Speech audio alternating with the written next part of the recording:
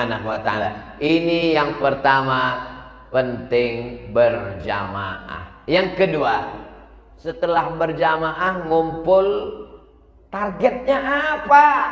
Ada target yang mau dicapai. Target kita apa? Oh, targetnya sekedar masjid penuh. Sudah. Targetnya masjid cantik, bagus. Sudah selesai. Marmernya sampai memanjat ke atap. Cantik. Awan sampai turun ke tengah. Balon pun ada nyangkut saja. Indah. Kacanya sudah dipasang keliling supaya jamaah di luar bisa melihat ke dalam, yang dalam bisa melihat keluar. Semua orang yang lewat dari jalan bisa melihat. Oh, ternyata tiang lebih banyak daripada orang. Yang di dalam juga bisa melihat keluar. Oh, ternyata mereka lebih banyak lalu lalang daripada sholat. Saudaraku yang berada di luar, kami melihat kamu di luar seperti melihat ikan mas koki. Kami sedang berada dalam akuarium yang besar. Jamaah yang dimuliakan Allah, target kita ke depan apa? Targetnya jangan lagi ada anak umat Islam yang tidak bisa baca Quran. Maka kita kirim guru-guru agama ke pedesaan, ke perkampungan. Setuju? Dikoordinir. Di sini yang kurang guru MDA berapa, guru ngaji berapa. Dari maghrib ke isya mesti ada yang ngaji, mesti ada yang jadi imam. Di satu daerah ada pondok pesantren, ada penghafal Qur'annya, banyak santrinya, tapi numpuk. Tapi di satu daerah tidak ada yang mengajar ngaji, tak ada yang bisa jadi khotib, tak ada yang bisa jadi imam. Ini kedua kelompok ini sedang saling membutuhkan. Mereka memerlukan guru mengaji, mereka tidak tahu mau mengajar kemana. Siapa yang bisa mengkomunikasikan ini? Inilah pentingnya dakwah ke perkampungan, ke pedesaan terisolir. Apa itu Abdul Somad? Ngomong tentang dakwah di perkampungan, dia ceramahnya cuma di kota-kota aja. Kalau yang ngundang bupati, gubernur, pejabat datang, tapi kalau di musola kecil nggak mau datang. Ini berarti belum lihat Instagram Abdul Somad.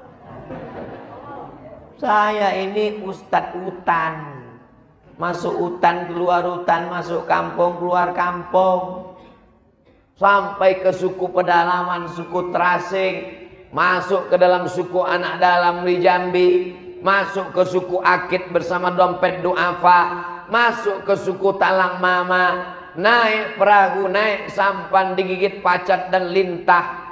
Semua sudah dialami, dijalani. Jadi sampai hari ini masih ada program-program ini.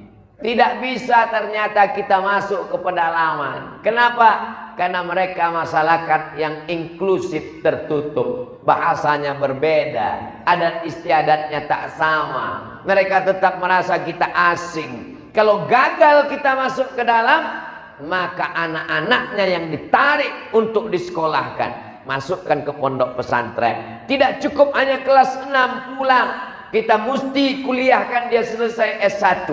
Tempat tinggalnya di mana? Carikan masjid-masjid yang perlu imam. Setelah tamat 4 tahun, nanti selesai itu kemana?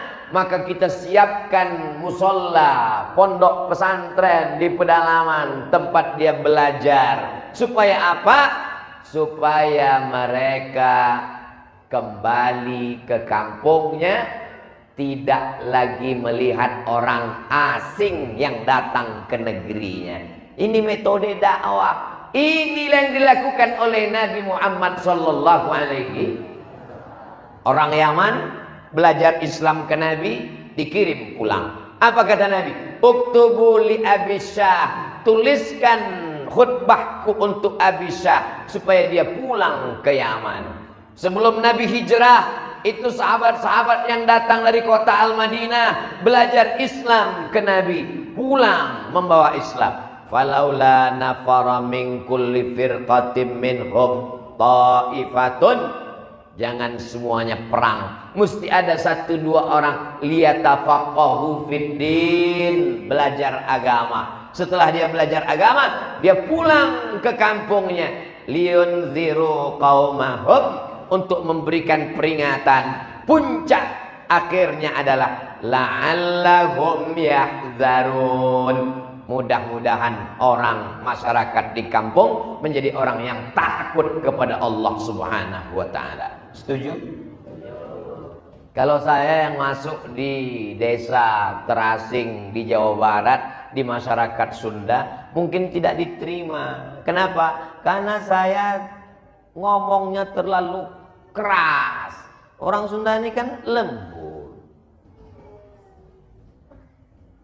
Gimana Bapak? Apa kabar? Sehat? Kalau sehat, apa kabar? Sehat? Ini kaget dia, nggak sesuai. Maka jangan paksakan Abdul Somad yang datang ke sana, tapi anak-anaknya yang kita tarik, masukkan ke pondok pesantren, disekolahkan. Maka setelah dia belajar, dia pulang, tapi tentu dia perlu ijazah. Maka mesti ikut ijazah persamaan paket B, paket C. Lalu kemudian kuliah. Mungkin nanti ada pengangkatan dai dari Kementerian Agama, atau ada tes CPNS, atau nanti ada pemilihan kepala desa, atau dia mau caleg 2024, dia sudah punya ijazah S1. Ini penting. Tidak cukup hanya sekedar tawakal. Ini sekarang banyak orang setelah berislam, berdakwah, hijrah, serahkan pada Allah. Gimana dakwah kita di perkampungan, di pedesaan? Ini agama Allah, akan ditolong Allah, serahkan pada Allah. Kalau beginilah Wali Songo dulu, kita nggak Islam sekarang. Mereka ada yang menekuni bidang pertanian, ada yang menekuni bidang perikanan, peternakan, ada yang menekuni mendekat kepada kekuasaan.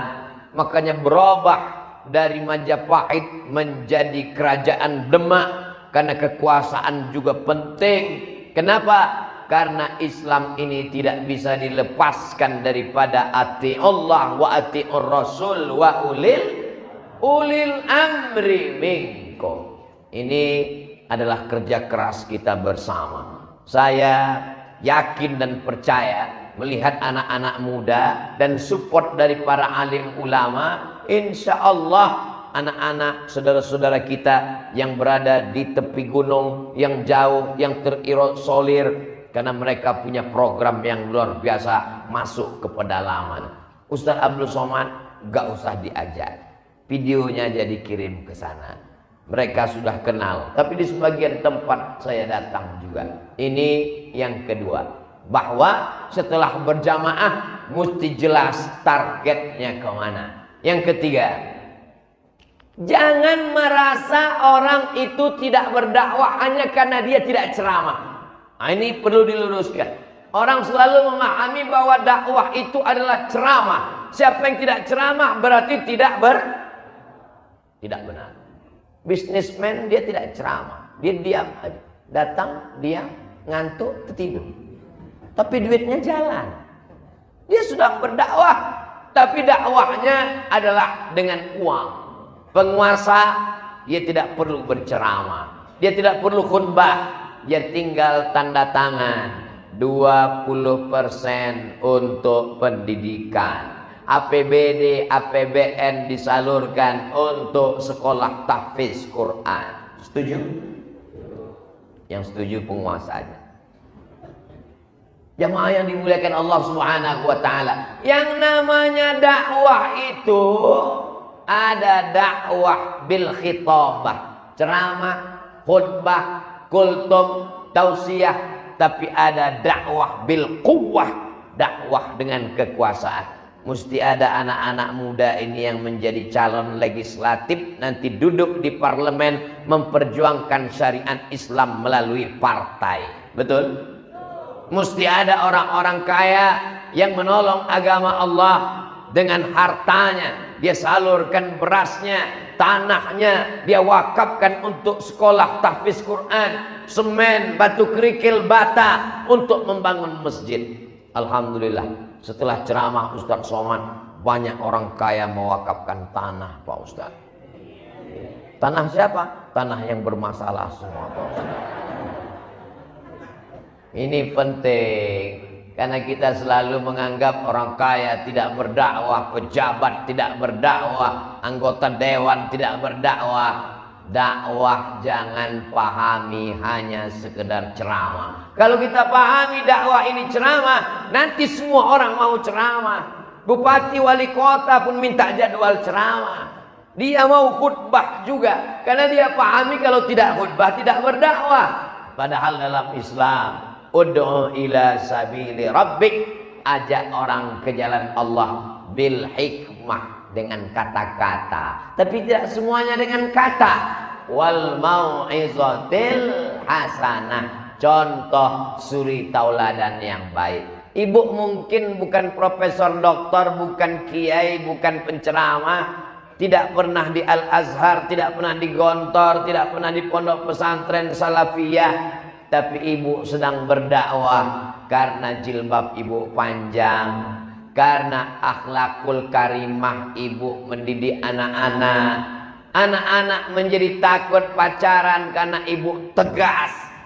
Ibu mendidik anak-anak untuk sholat istiqomah, on time, tepat waktu.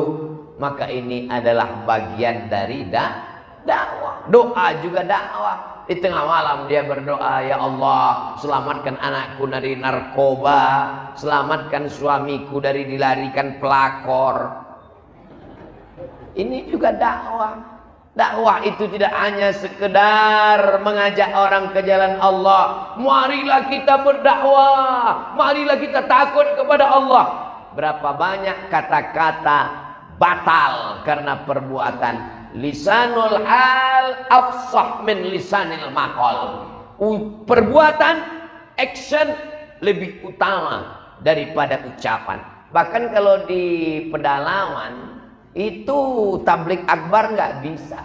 Saya berapa kali masuk ke pedalaman, nggak ada pengajian. Kenapa? Orang mereka nggak kenal. Saya di Garut mesti pakai masker, biar supaya orang jangan kenal. Udah pakai masker, keluar dari restoran, tetap juga mereka baris. Apa ini? Mau foto Pak Ustaz. Tapi di pedalaman, saya senyum, mereka cuek aja. Ente siapa kata dia? Dia nggak kenal. Jadi bagaimana berdakwah di pedalaman? Sosialisasi bagaimana cara buat sarang lebah. Kenapa sarang lebah? Karena mereka perlu budidaya lebah. Boleh minum? Bismillah.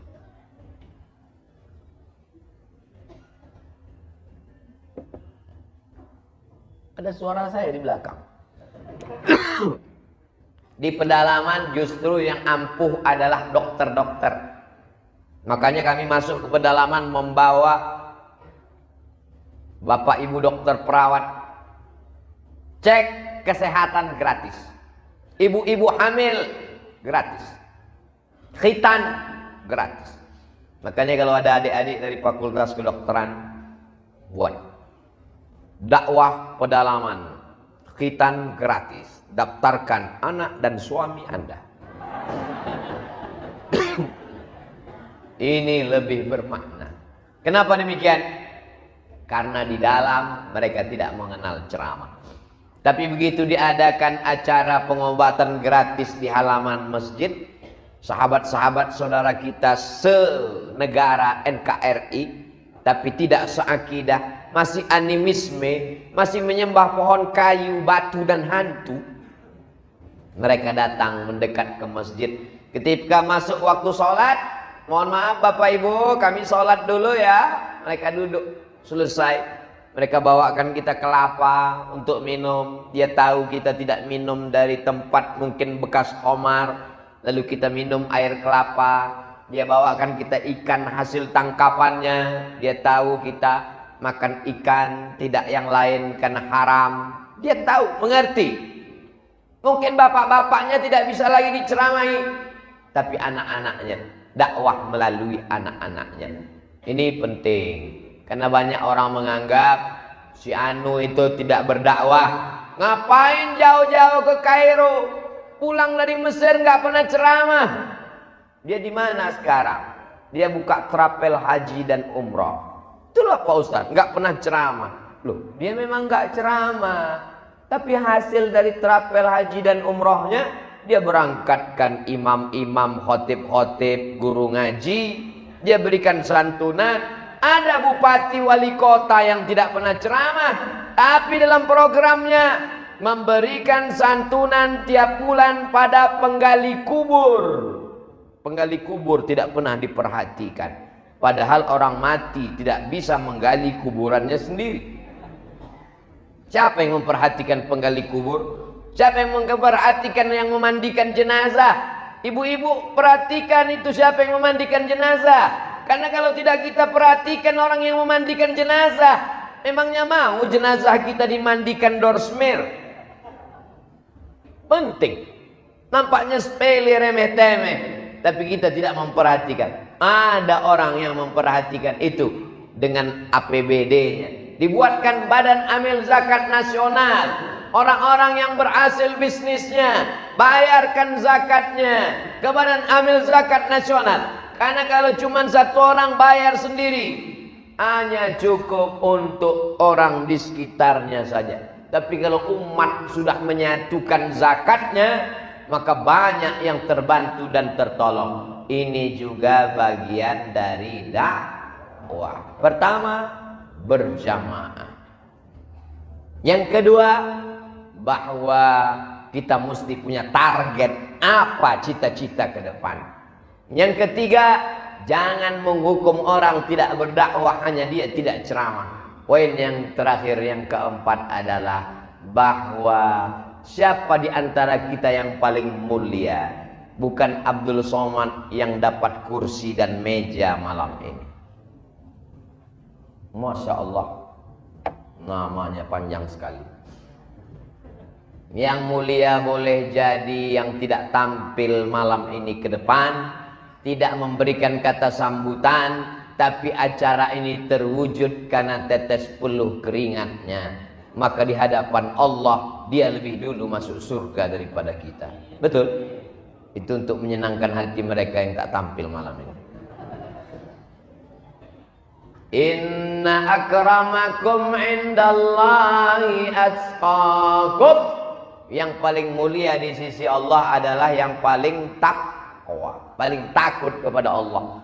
Jadi saya takut, dalam hati saya di tengah malam saya bangun sendirian, ada rasa takut. Jangan-jangan amal ceramahku ini sudah habis, dihabiskan oleh follower, viewer dan subscriber. Apalagi yang tertinggal?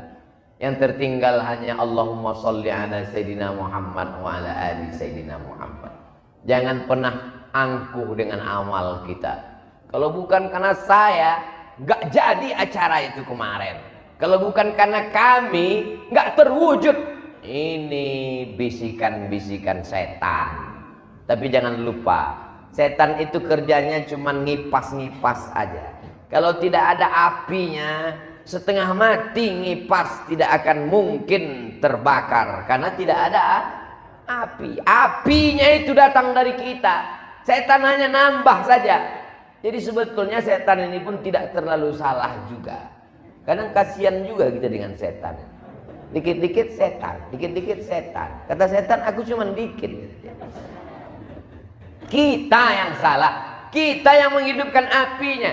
Api keangkuhan, api kesombongan, api egois. Karena saya, karena kami, karena ormas kami, karena komunitas kami, karena persahabatan kami. Makanya semuanya berawal mesti wa ma umiru illa liya'budullah mukhlisin, ikhlas. Air kalau bercampur dengan daun teh jadi air teh. Kalau bercampur dengan biji kopi, air kopi. Kalau bercampur dengan susu kambing, jadi air susu. Bercampur dengan gula, jadi air manis. Tapi air yang tidak bercampur dengan apa-apa, itulah dia air yang ikhlas. Malam ini saya dikasih air ikhlas. Ustadz, jangan dikasih air yang bercampur karena lehernya panas. Kalau dikasih air gula, pita suaranya rusak. Kasihlah dia air yang ikhlas, yang tidak tercampur, terkontaminasi dengan apa-apa. Apa iya Abdul Somad itu ikhlas? Jangan-jangan dia datang kan karena diundang. Dia semangat kan karena orang ramai. Dia semangat kan karena mikrofon sound systemnya bagus. Sama seperti orang kuliah. Kamu cari ilmu apa cari ijazah? Saya cari ilmu. Kalau cari ilmu nggak usah urus ijazah. Kamu nikah karena ngelihat wajahnya atau cinta? Karena cinta. Kalau memang betul cinta, jatuh cintalah dengan nenek-nenek. Itulah cinta yang paling ikhlas. Jadi kalau ada anak muda masih update status, bukan berarti merusak keikhlasannya. Kalau malam ini ada yang posting berita, bukan berarti merusak keikhlasannya. Justru yang tidak jadi beramal karena takut dipuji, itu justru menjadi riya. Kata Imam Fudail bin Iyad, dikutip oleh Imam Al-Ghazali dalam kitab Ihya Ulumuddin, tarkul amal li ajlin nas riya. Tidak jadi beramal karena takut dipuji orang, riya. Kamu sudah menggabungkan diri dengan remaja masjid, saya takut riya. Kamu nggak ikut gerakan anak muda, saya takut riya. Kamu nggak ke masjid, saya sholatnya di rumah, takut riya. Pas ditanya orang di rumah, Pak, Bu, Bapak sholat di rumah? Enggak juga. Terus sholatnya di mana? Di Masjidil Haram.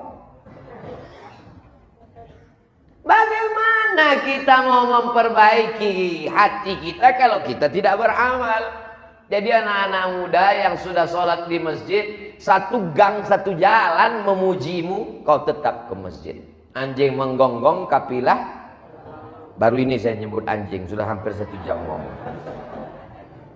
Jamaah yang dimuliakan Allah Subhanahu wa Ta'ala. Kalau ada yang muji-muji kalian anak muda, mau kemana? Mau ke masjid, doakan adik ya. Mau kemana? Mau ke masjid. Kemari anak muda yang ke masjid itu 2 hari sholat, habis itu mati. Itu adalah ujian. Bro, ayo kita ngaji yuk. Masa kita mabuk-mabuk terus? Masa kita sakau-sakau terus? Urus surgamu, jangan urus nerakaku. Ini ujian dakwah. Aku mabuk, uangku. Aku sakau, diriku. Aku pakai narkoba, bukan urusanmu. Memang bukan urusanku. Tapi kalau gempa tsunami datang, yang hancur bukan cuman rumahmu. Rumahku juga ikut datang. Memangnya kalau bumi ini bergoncang, cuman rumah yang mabuk aja yang bergoncang. Rumah yang ke masjid, masjidnya pun bergoncang juga. Memangnya kalau banjir bandang datang, airnya ngelihat, kita masuk kemana ya? Ke rumah ini aja yang sakau nih. Masuk semuanya. Makanya kita diajarkan amar ma'ruf nahi munkar. Tapi kalau ada kawan yang hijrah, yang tobat, jangan katakan gara-gara saya. Kenapa dia sekarang nggak minum lagi? Saya yang menyelamatkan dia. Kalau enggak udah masuk neraka jahanam itu. Karena Allah. Allahumma hdina, berikan kami hidayah. Wahdi bina, orang lain dapat hidayah melalui jalan. Bisa jadi karena lisan, tapi bisa jadi bukan karena lisan. Kamu tobatnya kenapa? Pernah dia ceramahi kamu? Enggak. Terus kamu tobat kenapa? Saya ngelihat dia waktu anaknya operasi, dia tetap sholat berjamaah. Disitulah saya terkagum-kagum dengan dia. Malah saya nggak respect dengan si Anu itu. Bolak-balik ngajak sholat berjamaah, tapi nggak sholat berjamaah. Ini semua adalah dakwah. Dakwah mengajak orang ke jalan Allah. Tapi siapa yang paling mulia di antara kita? Yang mulia adalah yang paling ikhlas. Doakan Abdul Somad mati dalam keadaan la ilaha illallah. Doakan guru-guru kita semuanya panjang umur, sehat badan. Kiai kita matta'anallahu bituli umurihim, kita mendapatkan nikmat barokah karena usia mereka panjang insyaallah. Amin. Seandainya umur kita sampai besok pagi, tambahan amal soleh. Seandainya kita mati malam ini, berhenti dari buat dosa. Simple, tidak ribet, tidak jelimet, tidak susah, tidak payah. Ustadz Somad, kami akan berangkat ke Papua. Tolong doakan kami berjihad karena kami menjaga NKRI. Andai kau duduk di rumahmu dengan istrimu, dengan anakmu, pun tetap mati kalau ajal tiba. Berapa banyak orang mati habis jogging? Berapa banyak orang mati sedang ceramah? Berapa banyak orang mati sedang baca Quran? Berapa banyak orang mati sedang tidur? Berapa banyak orang yang perang tapi tidak mati, pulang dalam keadaan sehat? Mati kuasa Allah. La haula wala quwata illa billah. Berangkatlah menjaga NKRI. Selamatkan Indonesia. Selamatkan persatuan bangsa. Kuatkan istri dan anak di rumah. Kalau tak mati kata Allah tidak. Tapi jangan gara-gara ini lalu besok pergi kerja nggak pakai helm. Istrinya nanya, nggak pakai helm? Kalau tidak mati kata Allah. Tidak. Memang nggak mati, tapi kena tilang. Jamaah yang dimuliakan Allah Subhanahu wa Ta'ala. Ini sekarang ada orang yang amat sangat menjaga hatinya, takut nggak ikhlas, lalu tidak beramal. Ada orang yang semangat beramal, tapi karena ingin dinilai orang lain, kedua-duanya tidak benar. Kita beramal, kalau ada bisikan-bisikan dalam hati, istighfar, minta tolong kepada Allah. Pujian tidak membuat engkau melambung, hinaan tidak membuat engkau murung. Like tidak membuat engkau semangat, dislike tidak membuat engkau kehilangan semangat. Ustadz sudah sampai ke level itu? Belum. Terus kalau Ustadz ngelihat dislike gimana? Ya lanjut aja terus. Tinggal balik jempol aja kan? Haters and lovers, dua-duanya tetap ada. Dunia ini tidak pernah kosong dari orang baik dan orang jahat. Pernahkah dunia ini kosong dari orang baik? Tidak. Pernahkah dunia ini kosong dari orang jahat? Tidak. Adakah manusia yang jahat terus gak ada baiknya? Tidak. Ada kawan saya Pak Ustadz jahat terus berarti setan. Adakah manusia yang baik terus gak ada baiknya? Gak ada. Kalau baik terus nggak ada salahnya, malaikat. Salah terus nggak ada baiknya, setan. Kita bukan setan dan bukan pula malaikat. Kita adalah manusia, kadang baik, kadang jahat. Tapi ada yang levelnya sudah mutmainnah. Ya ayyatuhan nafsul mutmainnah. Subuh berjamaah, duha, istiqomah, zuhur berjamaah, nggak pacaran, ikut ngaji. Mudah-mudahan anak muda yang hadir malam ini yang pacaran segera putus. Lebih 40 putus semua kayaknya. Putus menjelang subuh, besok duha dipinang dengan bismillah. Yang bilang amin yang udah ada calon aja. Yang belum ada calon, Allah akan mendatangkan calonnya insyaallah. Kuat sekali, amin. Sulitkah bagi Allah mempertemukan engkau? Tidak ada yang sulit. Man from laki-laki dari Mars, woman from Venus. Perempuan dari planet Venus bertemu di planet bumi, kata orang barat. Jadi orang barat ceritanya dunia ilmiah. Perempuan dari Venus, laki-laki dari Mars ketemu di bumi. Tapi kalau orang Indonesia, asam di gunung, garam di laut. ketemunya dalam restoran. Dia selalu cerita kuliner, makan dan makan. Tapi sebenarnya itu filosofi supaya kita tidak putus asa bahwa Allah punya kuasa. Langkah, rezeki, pertemuan, maut, kita hanya mengusahakan. Tapi ketentuan akhirnya adalah innama amruhu idza arada syai'an ayyakula lahu kun fayakun. Sama seperti kedatangan saya malam ini. Berapa banyak yang sudah kita rencanakan tertunda, tidak jadi, ada saja halangan.